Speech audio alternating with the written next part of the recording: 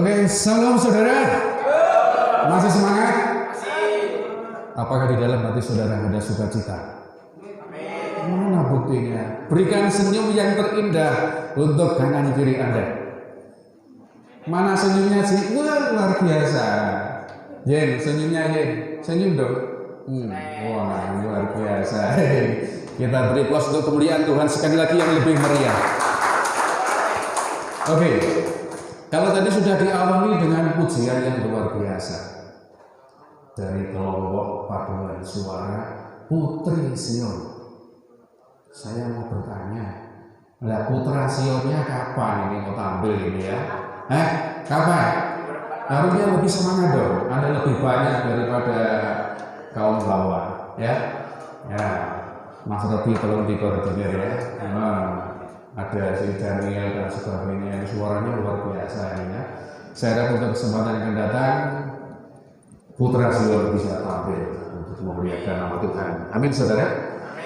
Oke. Mungkin Anda bertanya, apa sih tema yang mau saya bawakan hari ini?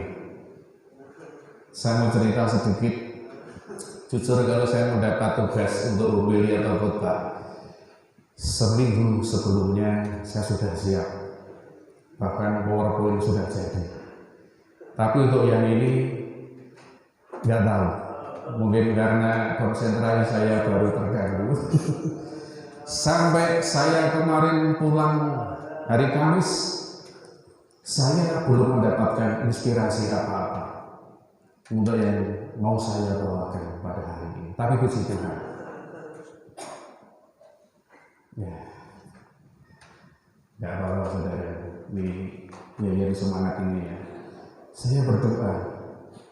Nah, Tuhan memberikan inspirasi kepada saya. Saya jam 10 malam mulai mengerjakan tema ini Tuhan.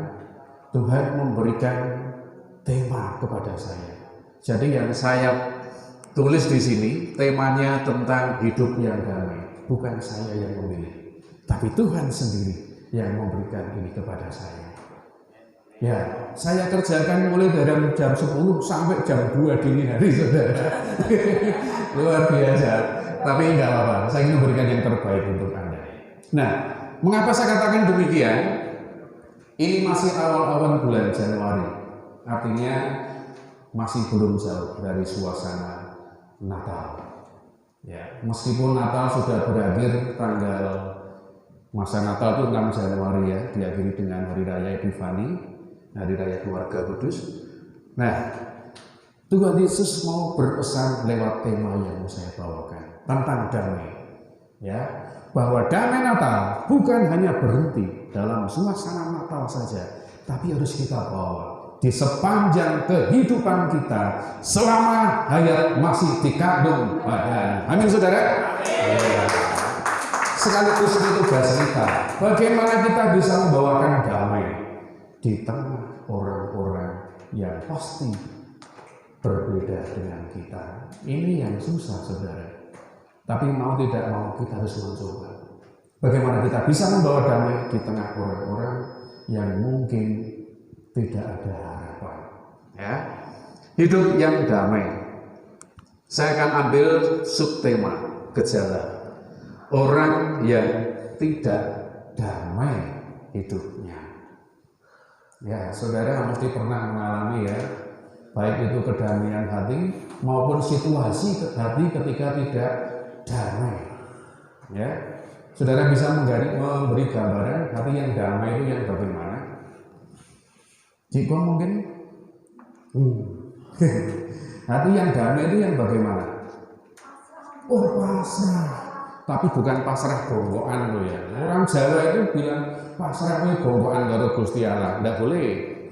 Kalau pasrah gonggokan itu pasrah tanpa berbuat sesuatu.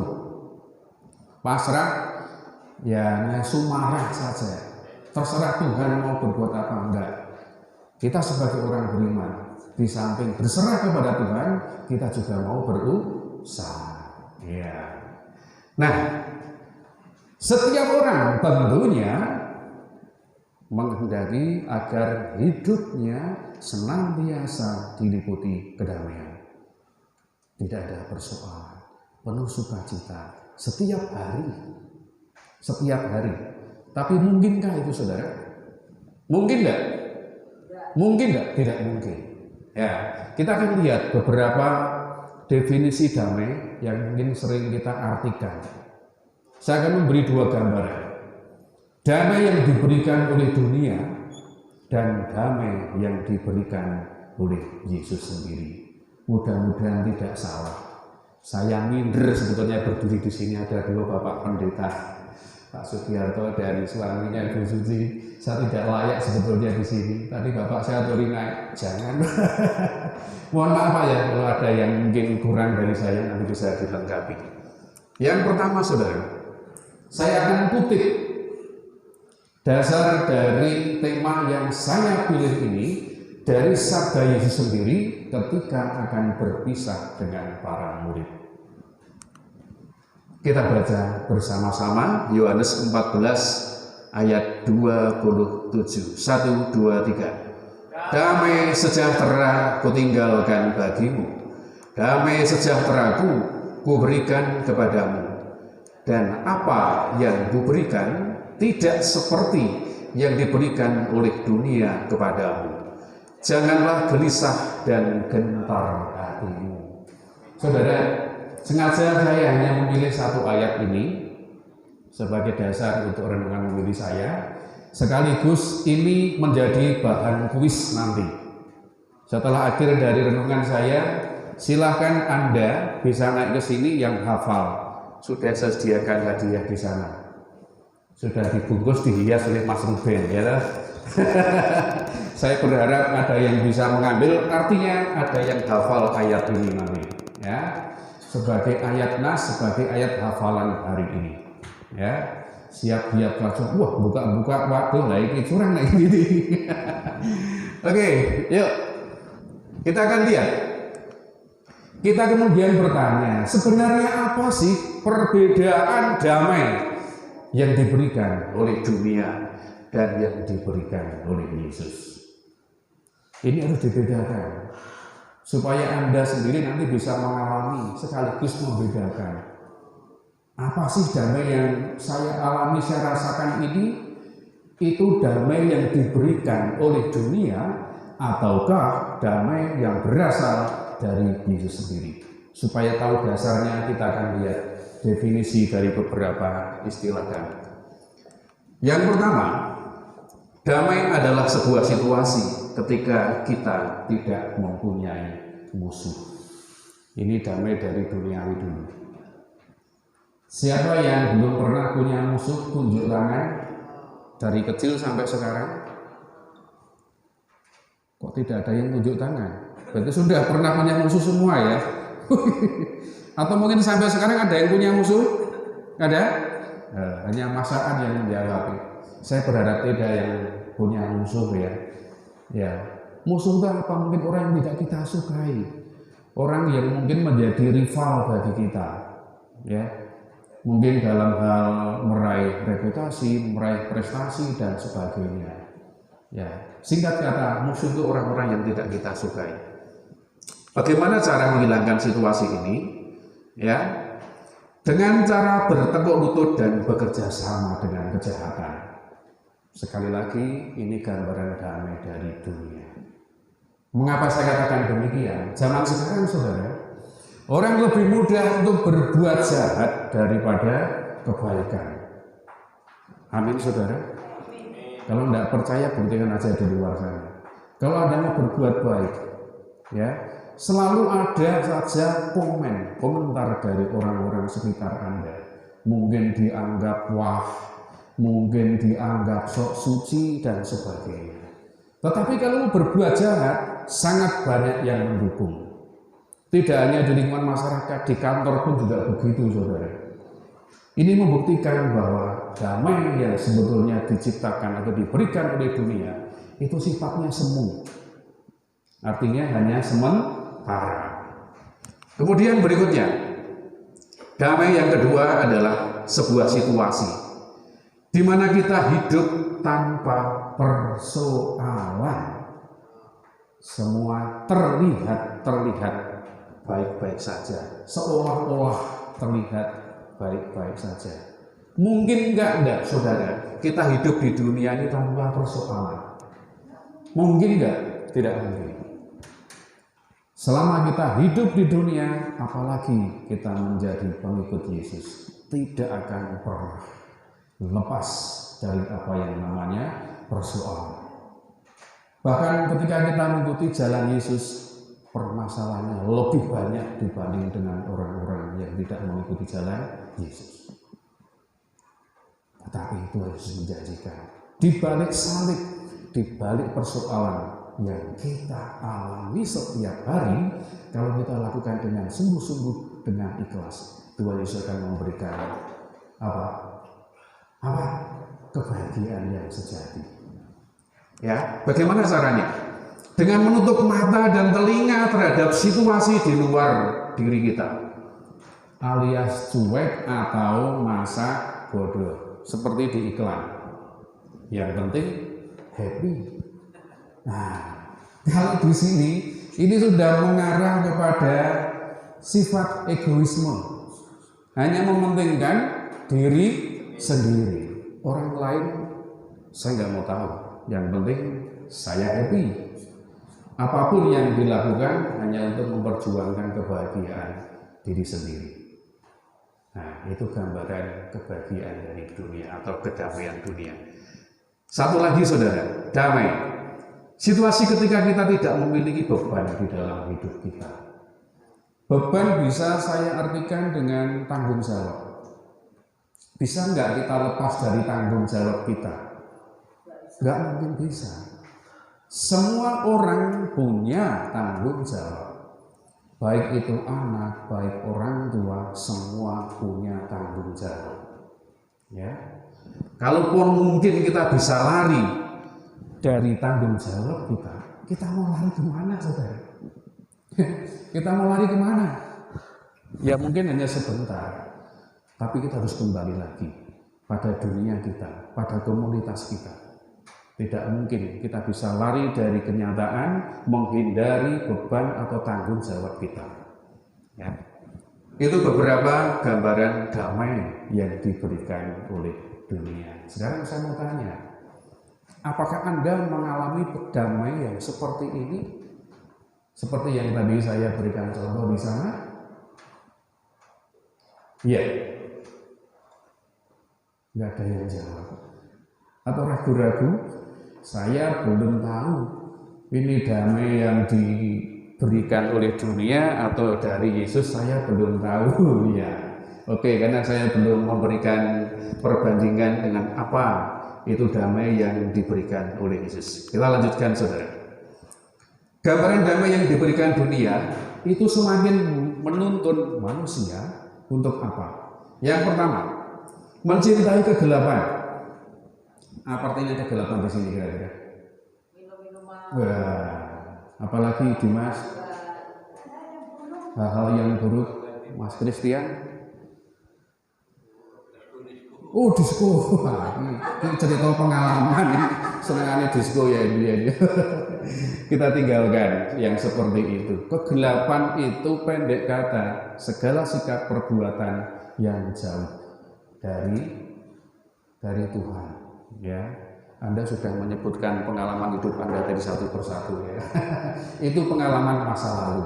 Ya, nggak masalah. Semua orang punya pengalaman, tapi bagaimana kita bisa belajar dari pengalaman yang sudah lalu menjadi pembelajaran yang baik.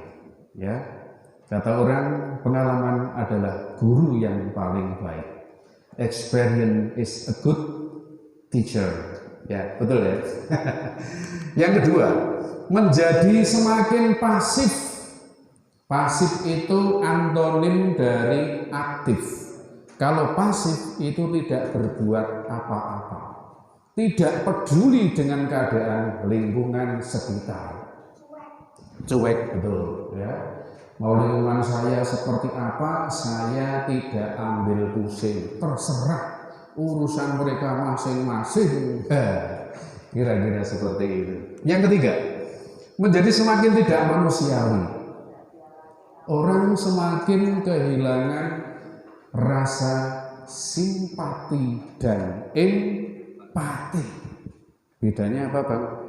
Simpati dan empati? Perhatian. Dua-duanya perhatian. Ya, baik simpati maupun empati, dua-duanya mengandung unsur perhatian. Kalau simpati itu sebatas hanya perasaan. Mesake, kayak orang duwe, mesake, hanya mesake saja. Tapi kalau empati bukan hanya mesake, tapi dia ikut terjun ambil bagian bagaimana merasakan orang-orang yang seperti itu. Hidup mau bersama dengan mereka, membantu dan sebagainya. Itu empati. Selanjutnya, ironisnya saudara, banyak orang yang justru memilih kebahagiaan duniawi ini. Meskipun disadari atau tidak, mereka sudah terperangkap, sudah terjerumus di dalam jebakan iblis. Itu pinter-pinternya iblis untuk menggoda manusia. Dia pandai untuk mencari celah-celah hati manusia. Ya, maka hati-hati saudara. Bagaimana kita bisa menghindari dari godaan iblis? Banyaklah berdoa. Jangan beri ruang iblis untuk masuk dan menggoda hati saudara. Memang berat saudara. Ya, harus banyak untuk berdoa. Selanjutnya, ciri damai sejahtera yang diberikan oleh Yesus berarti kebalikannya ya dari apa yang diberikan oleh dunia tadi. Yang pertama adalah mencintai terang. Kalau tadi mencintai kegelapan, perbuatan-perbuatan yang tidak baik. Nah, damai yang diberikan oleh Yesus cirinya adalah kita atau siapapun mencintai terang. Artinya apa saudara? Mencintai terang berarti selalu mengusahakan hal-hal yang sifatnya kebaikan, berbuat baik. Contohnya apa? Yang sudah Anda lakukan? Mas Danang misalnya, perbuatan baik apa yang sudah Mas Danang pernah lakukan? Mengampuni orang. Mas Johnson pernah berbuat baik? Apa? Kepada siapa? Oh, yang minta. Saya lihat kalau Mas Danang ini ada makan tambahan, waduh ini kayak peribahasa apa kayak ada gula, ada semut. Teman-temannya yang kerubung di situ. Saya tahu nih siapa orang-orang, tapi Mas Johnson ini orangnya baik hati. Kamu mau? Iya. Nggak usah ditawari, sudah nunggu dari tadi. Ini luar biasa. Mas Rebi ini ya baik juga. Apa Mas? Menolong siapa? Sesama. Misalnya, jelasnya gimana? Oh gitu, ya luar biasa. Satu hal yang harus Anda sadari, kita sadari bersama. Perbuatan baik yang kita lakukan dengan ikhlas tidak akan pernah sia-sia. Amin saudara. Semua akan kembali menjadi berkat untuk Anda semuanya. Ya, maka jangan pernah jemu-jemu untuk berbuat baik. Yang kedua, mencintai kebaikan dan kebenaran. Ya, kurang lebihnya sama. Berikutnya, menuntun kita semakin aktif dan peduli terhadap dunia sekitar. Ini saya contohkan yang sesuai dengan situasi saat ini, yang disebut dengan jogo tonggo. Anda pernah mendengar istilah itu? Belum pernah? Ada yang sudah pernah, ada yang belum. Saudara, situasi COVID seperti ini sampai sekarang ini membuat orang luar biasa. Banyak yang terkena dampaknya, yang sudah bekerja di PHK, yang punya usaha jualan sepi dari pembeli, ya. Jadi bukan hanya masalah ekonomi saja, tapi hampir meliputi segala sendi kehidupan di masyarakat. Yang dimaksud dengan jogo tonggo ini, ya ini muncul di beberapa daerah di Jawa Tengah. Ya, saling peduli terhadap tetangga sekitar. Ya, luar biasa, semangat loh. Yang lain pada ngantuk, semangat malah. Ya, di depan memberi contoh pada kita, semangat itu ya. Oke, ya kembali ke ini ya. Jadi jaga tangga itu bagaimana kita bisa bersikap peduli terhadap orang-orang di sekitar kita. Kalau kita punya sesuatu sedangkan tetangga mungkin kelaparan dan sebagainya, kewajiban moral bagi kita untuk memberikan apa yang sudah kita punya itu kepada mereka. Ya, kita tahu saudara bahwa apapun yang kita punya itu punya dimensi sosial. Sekali lagi, apapun yang kita punya itu punya dimensi sosial. Tuhan memberikan itu semua mestinya bukan hanya untuk kita, tetapi agar kita juga memberikan kepada orang-orang di sekitar kita, apalagi mereka yang tidak punya atau berkekurangan. Ya, jadi kira-kira seperti itu. Tapi sekarang ini cerita dari Pak Wahyu kemarin. Istilah jaga tangga ini sudah tidak ada. Kenapa? Orang sudah kekurangan semua, bagaimana dia bisa memberi? Sedangkan dirinya saja juga kekurangan. Jadi begitu sulitnya mereka di sana. Anda bersyukur kalau di sini mungkin kurang atau tidak merasakan dengan apa yang dirasakan saudara-saudara di luar sana. Kita tetap berdoa untuk mereka. Selanjutnya, semakin peka terhadap persoalan baik di dalam maupun di luar diri kita. Lanjut saudara. Damai yang diberikan Yesus juga menuntun kita semakin berani mengambil resiko, ya, dan tanggung jawab. Model iman kita, model orang-orang yang mengikuti Yesus, istilahnya harus berani melawan arus. Jangan ikuti orang-orang yang berkehendak tidak baik. Meskipun kita dibenci, meskipun kita dikucilkan dan sebagainya, kita harus punya prinsip. Tetap pegang prinsip itu bahwa nilai-nilai kebenaran yang diberikan oleh Yesus itu kejujuran, kebenaran dan sebagainya. Itu yang harus kita perjuangkan. Ya. Damai dari Yesus itu muncul karena spiritualitas, semangat ya, untuk memberi bagi orang lain, bukan karena fokus untuk mendapatkan bagi diri sendiri.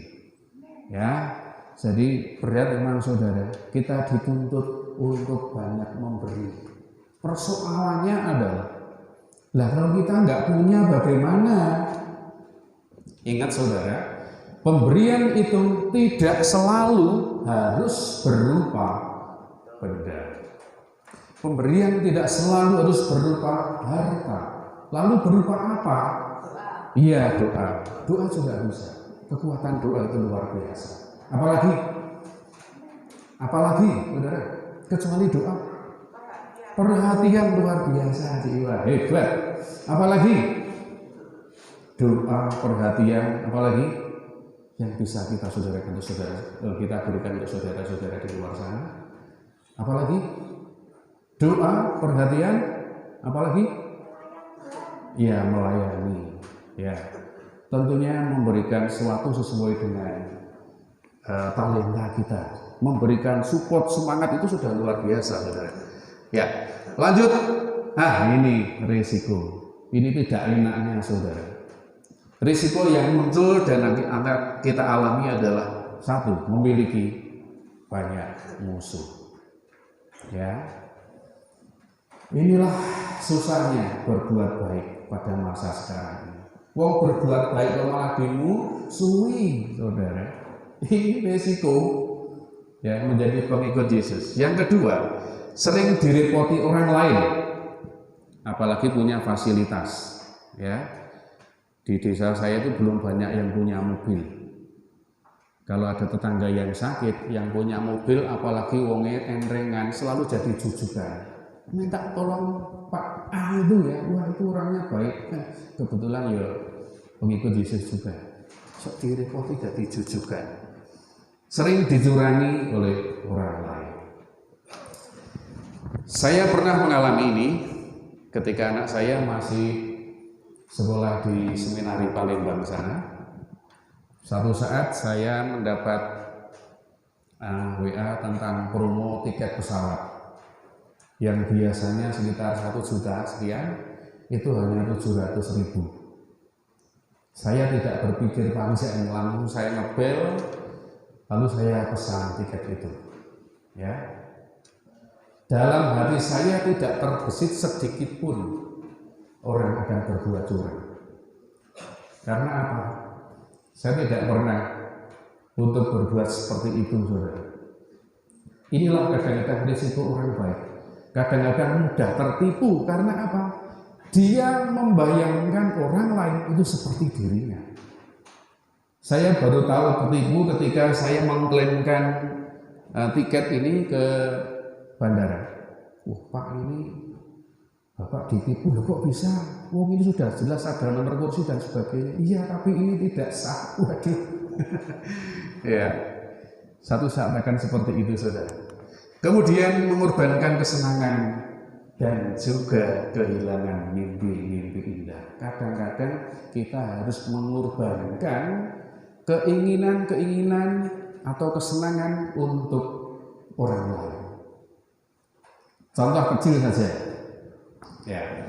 Ada rencana mau piknik misalnya ya, mau piknik, seneng-seneng ya.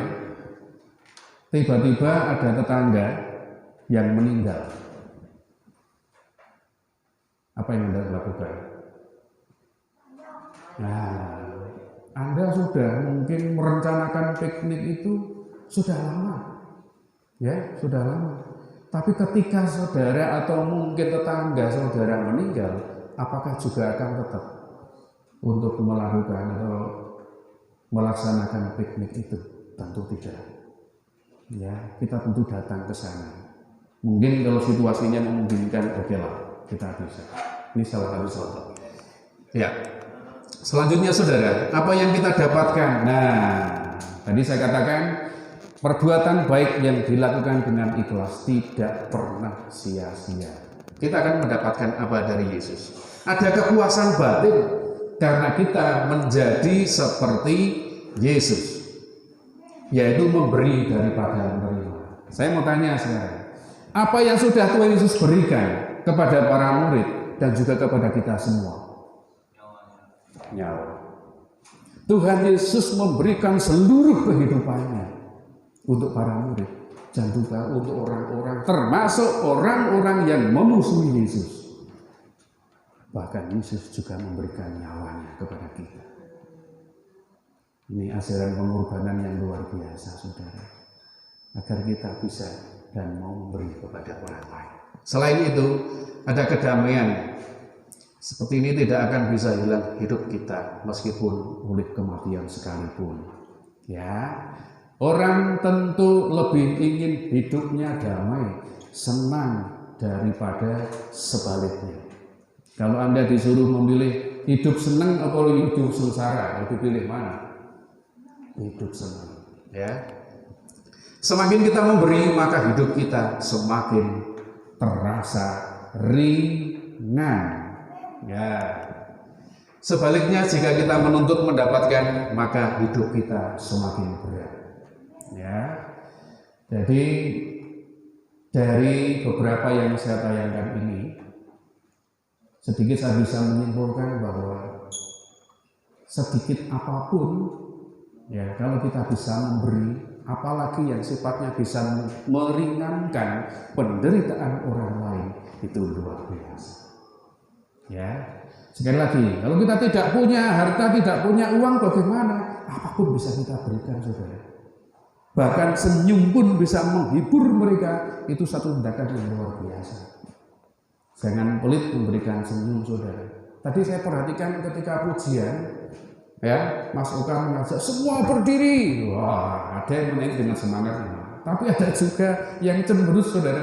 Seperti ada yang berbeban berat, seperti punya utang. Ya, lanjut saudara. Damai sejahtera Yesus membuat orang tidak tergantung kepada pribadi atau kondisi di luar, sehingga dimanapun, kapanpun, dan dengan siapapun tidak menjadi persoalan. Kalau sudah seperti ini, Anda benar-benar menikmati apa yang namanya damai itu. Dimanapun tidak ada masalah, tidak ada persoalan, saudara. Tapi sulit untuk menuju ke sana karena syaratnya tadi. Lanjut, raga atau fisik kita mungkin boleh terpenjara, kita tidak bebas, ya, tersalibkan, tetapi jiwa merdeka seperti orang yang tidak punya utang. Ya, saya yakin kalau Anda di sini tentu tidak punya utang semua, ya. Ya, amin saudara. Semua tidak punya utang loh. Tidak punya loh. Karena punya saya makanan Pak, kemarin saya minjemi roti misalnya ada teman, saya janjinya besok kalau ada jajan enggak. Nah itu cuma makanan. Orang-orang yang di luar sana sekarang ini mungkin hidup dengan utang. Kalau tidak utang nggak bisa hidup, bisa jadi saudara. Karena situasinya semakin sulit. Ya, berbaikilah orang yang hidup tanpa utang. Paling tidak bisa tidur nyenyak, gitu. Lanjut, sebaiknya damai yang diberikan dunia justru menjebak kita. Ya, kita akan lihat beberapa gejalanya. Gejala orang yang tidak damai, seperti subtema yang tadi saya berikan. Yang pertama adalah kehadiran orang yang berbeda keyakinan dan pemahaman dilihat sebagai ancaman yang harus disingkirkan. Jadi saya dipikir piye carane menyingkirkan orang-orang yang menjadi rival, yang menjadi saingan saya. Yang dipikir seperti itu, saudara. Tidak menganggap kehadiran orang lain itu sebagai orang yang diutus Tuhan untuk melengkapi kekurangan yang ada pada diri saya. Dia nggak pernah melihat bahwa dalam dirinya itu juga ada kekurangan. Ya, maka orang yang seperti ini orang yang sombong. Lalu gelisah batin, jelas, karena menutupi kebohongan demi kebohongan. Sibuk membangun image agar hidupnya disenangi orang. Maka ada istilah ABS. Masih ingat? Asal Bapak senang, apapun dilakukan. Kadang-kadang menghalalkan segala cara. Dengan cara yang tidak baik. Kadang-kadang mengorbankan teman-temannya. Ya, supaya apa? Dirinya dianggap lebih baik dari yang lain. Ini kan payah. Lanjut, tidak siap dengan persaingan. Prestasi orang lain dilihat sebagai ancaman bagi dirinya. Lalu sulit untuk memberikan apresiasi bagi orang lain. Gak mau menghargai orang lain, saudara. Karena apa? Dirinya sudah dipenuhi dengan sikap kesombongan hati tadi. Seolah-olah dirinya yang sempurna. Seolah-olah dirinya tidak ada kekurangan. Ya, orang lain itu apa? Semua di bawah saya. Seperti itu, saudara. Ya. Nah, berikutnya, tidak memiliki kerendahan hati, sombong ya, untuk mengampuni dan mengakui kesalahannya. Orang yang mau mengakui kesalahannya, orang yang rendah hati. Termasuk orang yang mau mengampuni kesalahan orang lain. Nah, ini bisa menjadi tolok ukur bagi saudara. Sudahkah Anda mau mengampuni orang-orang yang bersalah kepada Anda selama ini? Selama itu belum, Anda masih masuk di dalam perangkap tadi. Hati-hati, saudara. Kebersamaan kita dengan Yesus adalah anugerah. Kita tidak akan menemukan misteri seagung ini di luar Yesus. Berbahagialah saudara kalau merasakan kedamaian tadi. Karena bukan secara kebetulan dalam doa saya tadi saya katakan seperti itu. Tapi Tuhan itu sendiri yang memberikan kepada Anda. Ini luar biasa, saudara. Kebahagiaan, kedamaian seperti ini tidak akan pernah bisa ditukar dengan apapun. Termasuk harta dunia dan kekayaan yang ada di dunia ini. Amin, saudara. Ya, maka jangan sekali orang yang kaya, orang yang banyak harta justru tidak merasakan kedamaian di dalam hatinya. Ya. Persoalannya bagaimana kita bisa membawakan damai sejahtera dari Tuhan Yesus kepada orang lain yang tadi saya katakan pada awal. Ya. Bagaimana caranya agar kita bisa membawakan damai sejahtera dari Tuhan kepada orang lain? Yang saya maksud di sini adalah Ketika kita berada di komunitas lain, bergaul dengan orang lain, ya, bagaimana kita bisa membawakan atau menciptakan situasi damai di tengah-tengah mereka, baik itu melalui ucapan ataupun juga lebih-lebih lewat sikap perbuatan kita. Ya, ini harus kita jaga. Ya, sikap saling toleransi, saling menghormati dan sebagainya yang harus dikembangkan. Selanjutnya, dengan kata lain, bagaimana upaya kita agar kehadiran kita di tengah masyarakat memberikan kesejukan, ya, kedamaian dan kenyamanan, bukan sebaliknya. Kiranya dengan renungan ini, saudara, kita semakin tinggal di dalam Yesus dan mengalami damai sejahtera yang diberikan oleh-Nya. Amin, saudara.